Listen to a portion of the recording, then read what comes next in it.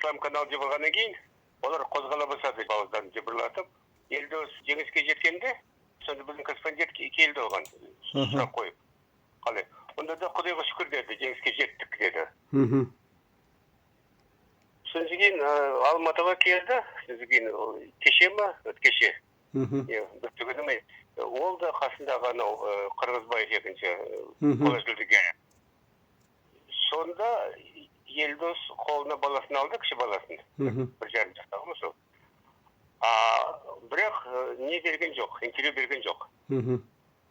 Бас тартты, оның орнынан әке-шешесі шықты алла деп.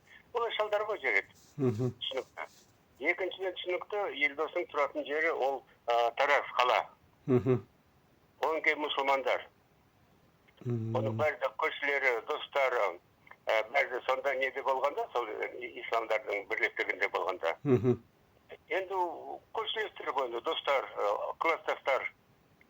Сонда мен соның күрескенде естідім, аруақ деген. Бұны жақсылықтың аруағы қолдаған болар мүмкін, иә?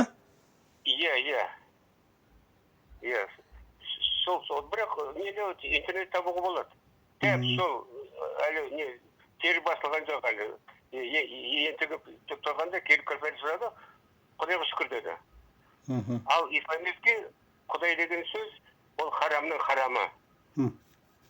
Құдай десең беттен алады. Сонда бір жақсы жігіт қайтыс болды аяғысына Базаров деген зерттеуші.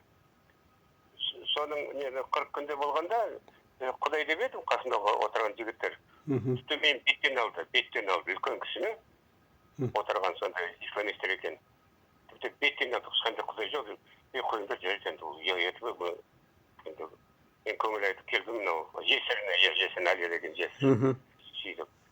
Құдай деген исламдарға не сияқты ол. Жау, нағыз жау. Сөйтіп Елдос Құдайды аузына алды. Жарайды. Көріп жатырмын қазір.